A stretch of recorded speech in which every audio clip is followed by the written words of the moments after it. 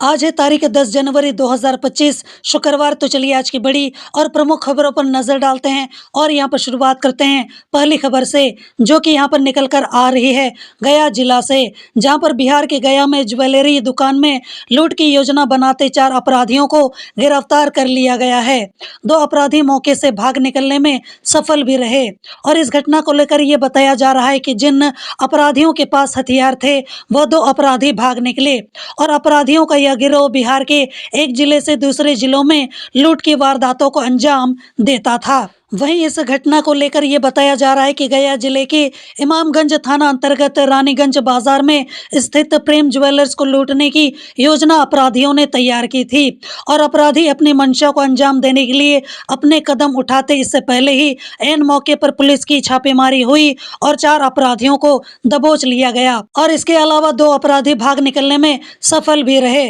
और फरार हुए अपराधियों के पास हथियार भी मौजूद थे। चलिए बढ़ते हैं अगले खबर की ओर, जो कि यहाँ पर निकल कर आ रही है नालंदा से, जहाँ पर बिहार के नालंदा में भीषण सड़क हादसे में गर्भवती महिला समेत 4 लोगों की दर्दनाक मौत हो गई और वहीं गंभीर रूप से जख्मी 4 लोगों का हायर सेंटर विम्स पावापुरी में इलाज चल रहा है और इसमें यहाँ पर 3 की हालत नाजुक बनी हुई है। वहीं घटना के बाद हाईवा चालक गाड़ी लेकर मौके से भाग निकला है। अब यहाँ पर सड़क दुर्घटना की 2 घटनाएं हुई हैं, जहाँ पर पहली घटना पावापुरी ओपी क्षेत्र के चोरसुआ पुल की है, जहां पर बाइक सवार भाई बहन को हाईवा ने टक्कर मार दी और जिससे बाइक पर सवार गर्भवती महिला की मौके पर ही मौत हो गई, जबकि उसका भाई गंभीर रूप से जख्मी हो गया। मृतका की पहचान नवादा जिला के खराड़ गांव निवासी सदफ खातून और जख्मी भाई की पहचान अल्तमश के रूप में हुई है। और वहीं पर अगर मैं दूसरी घटना का जिक्र करूं तो दूसरी घटना जो है वो छबीलापुर थाना क्षेत्र प्रगति पेट्रोल पंप के पास की है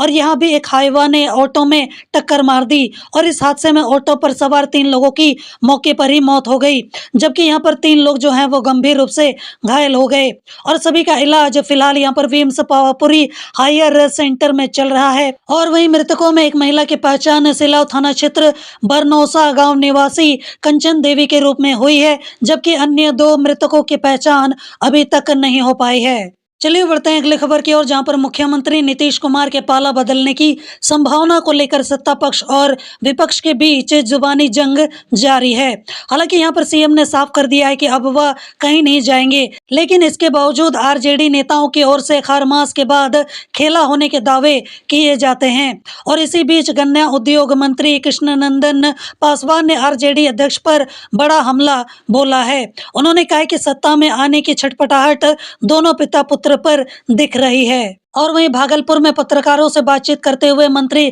कृष्णनंदन पासवान ने कहा कि सीएम नीतीश कुमार कई बार कह चुके हैं कि वह आरजेडी के साथ कभी नहीं जाएंगे, लेकिन आरजेडी के अंदर अटकलें चल रही हैं। उन्होंने कहा कि सत्ता के लिए लालू यादव के मुंह से लार गिर रहा है। वह अपने नवी फेल बेटे को राजनीति में स्थापित करना चाहते हैं, लेकिन आने वाले विधानसभा चुनाव में 15 सीटों पर आरजेडी सिमट जाएगा। उन्होंने दावा किया है कि एनडीए 230 सीटें जीतकर भारी बहुमत से सरकार जो है वो बनाएगी। चलिए बढ़ते हैं अगली खबर की ओर, जो कि यहाँ पर निकल कर आ रही है गया जिला से, जहाँ पर बिहार के गया में मकर संक्रांति को लेकर तिलकुट के प्रतिष्ठानों पर छापेमारी की गई। यहाँ पर तिलकुट का बड़े पैमाने पर निर्माण होता है और यहाँ का तिलकुट देश के राज्यों के अलावे विदेश तक भी जाता है। मकर संक्रांति को लेकर तिलकुट की बड़े पैमाने पर डिमांड भी होती है और जिसे लेकर इसकी गुणवत्ता को मापने के लिए खाद्य विभाग की टीम ने यहाँ पर नमूने संग्रहित किए हैं। वहीं खाद्य विभाग के फूड इंस्पेक्टर ने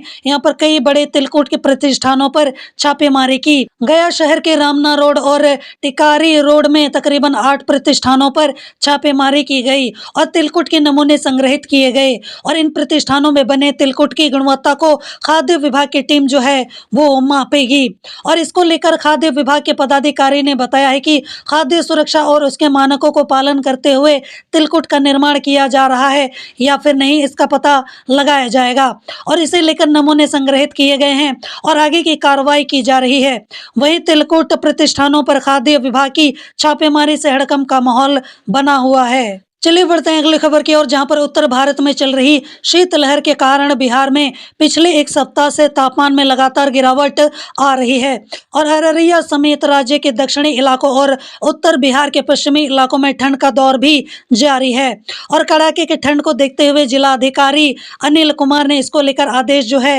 वो जारी कर दिया है और जिले के सभी स्कूलों व कोचिंग संस्थानों में 8वीं कक्षा तक की पढ़ाई पर 12 जनवरी तक रोक लगा दी गई है। और वहीं जिला अधिकारी सह जिला दंडाधिकारी अनिल कुमार ने भारतीय नागरिक सुरक्षा संहिता 2023 की धारा 163 के तहत फैसला लिया है और वहीं जिसे लेकर अररिया जिला के सभी सरकारी एवं निजी विद्यालयों जैसे कि प्री स्कूल, आंगनबाड़ी केंद्र और कोचिंग संस्थान सहित यहां पर वर्ग 8वीं तक की शैक्षणिक गतिविधियों पर 9 से लेकर 12 जनवरी तक प्रतिबंध लगाया गया है। और वहीं पर आगे ये भी बोला जा रहा है कि कक्षा 8वीं के ऊपर की कक्षाओं की शैक्षणिक गतिविधियों को सुबह 10 से लेकर दोपहर 3:30 बजे के बीच संचालित किया जाएगा। और वहीं जबकि प्री बोर्ड और या फिर बोर्ड की परीक्षाओं के लिए संचालित किए जाने वाली विशेष कक्षाओं या फिर परीक्षाओं का संचालन इससे मुक्त रहेगा। वही इस अवधि में विद्यालय में शिक्षक जो हैं वो उपस्थित रहेंगे। चलिए बढ़ते हैं अगली खबर की ओर, जो कि यहाँ पर निकल कर आ रही है मौसम के हाल को लेकर, वो भी बिहार का, जहाँ पर 10 जनवरी को एक मजबूत पश्चिमी विक्षोभ का उत्तर पश्चिम भारत पर असर जो है वो देखने को मिलेगा और इससे पहाड़ी इलाकों में और बर्फबारी होने वाली है और जिसका असर पूरे बिहार में महसूस किया जाएगा और साथ ही ठंड और भी ज्यादा बढ़ने वाली है। वही भारतीय मौसम विज्ञान विभाग के पूर्वानुमान के मुताबिक अररिया जिला में अधिक यहां पर ठंड और विशेष रूप से सुबह और शाम के समय कम तापमान की स्थिति बनी रहेगी। और साथ ही साथ यहां पर भारतीय मौसम विज्ञान विभाग के अनुसार बिहार में अभी भी कड़ाके की ठंड से राहत मिलने की कोई संभावना नहीं है। और वहीं मकर संक्रांति 14 जनवरी को होगी और तब तक पूरे बिहार में कड़ाके की ठंड जारी रहेगी और साथ ही सुबह और रात में सभी जिलों में घना कोहरा छाया रहेगा। और वहीं मौसम विभाग के अनुसार अगले 2-3 दिनों तक न्यूनतम और अधिकतम तापमान में 2 से 3 डिग्री की गिरावट जो है वो हमें देखने को मिलेगी। चलिए बढ़ते हैं अगली खबर की ओर, जो कि यहाँ पर निकल कर आ रही है मुजफ्फरपुर से, जहाँ पर बिहार के मुजफ्फरपुर में राजस्व खुफिया निदेशालय यानी कि DRI की टीम को बड़ी सफलता हाथ लगी है, जहाँ पर बुधवार को म्यांमार से तस्करी कर लाई गई 80 लाख रुपए की विदेशी सिगरेट जब्त की गई और बांस लदे कंटेनर में तहखाना बनाकर सिगरेट के कार्टून छिपाए गए थे और कंटेनर के केबिन के पीछे से गुप्त तहखाने का दरवाजा बना हुआ था जो कि दिख नहीं रहा था और उसी में सिगरेट को छुपाकर रखा गया था। और वहीं DRI की टीम को गुप्त सूचना मिली थी कि कंटेनर ट्रक के आगे उत्तराखंड और पीछे हरियाणा का नंबर लगे कंटेनर पर विदेशी सिगरेट लदी हुई है। और वहीं DRI ने यहां पर विदेशी सिगरेट की खेप के साथ यूपी के रामपुर निवासी चालक को गिरफ्तार कर लिया है और उससे पूछताछ भी फिलहाल चल रही है और चालक ने इस मामले में गुवाहाटी से लेकर उत्तराखंड तक कई तस्करों के नाम बताए हैं और जिसके सत्यापन में DRI की टीम जो है वो लगी हुई है। चलिए बढ़ते हैं अगली खबर की ओर, जहां पर बिहार के अति नक्सल प्रभावित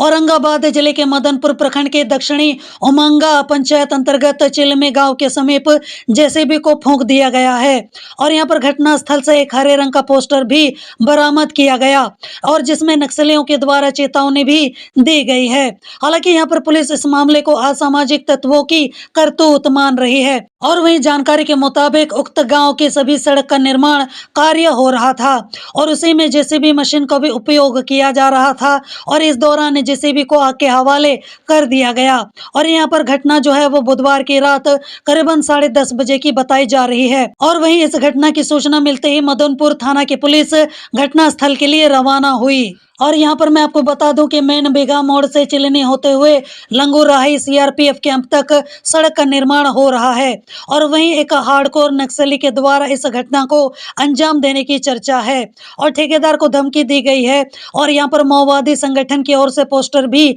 जारी किया गया है और इस घटना से हड़कंप मचा हुआ है। और वहीं इसके अलावा औरंगाबाद के SP अम्बरीश राहुल ने कहा है कि सड़क बना रही कंपनी के JCB को जलाने की कोशिश की गई है और वहीं कंपनी के ड्राइवर ने बताया कि 2 लोग आकर पर्चा थमा दिए और JCB को जलाने की कोशिश की। चलिए बढ़ते हैं अगले खबर की ओर, जहां पर गया के गहलोर थाना क्षेत्र स्थित एक घर में बुधवार की रात को भीषण डकैती हो गई और पीड़ित परिवार चौकीदार के परिजन बताए जा रहे हैं। और बुधवार की देर रात हथियारबंद 10 अपराधियों ने घर पर धावा बोला और लूटपाट करके चले गए। चौकीदार राजेंद्र पासवान की भतीजी इंदू देवी के घर में यह डकैती हुई है और घर में मौजूद तमाम लोगों को हथियार का भय दिखाकर बंधक बनाया गया और डकैती की घटना को अंजाम दिया गया। अब यहाँ पर पीड़ितों का कहना है कि डकैतों ने करीब 5,50,000 रुपए के सोने चांदी के जेवरात, 20,000 रुपए सहित यहाँ पर करीब 10,000 रुपए के कपड़े और अन्य यहाँ पर कीमती सामान लूटे हैं और घर के बाहर मुख्य दरवाजे की कुंडी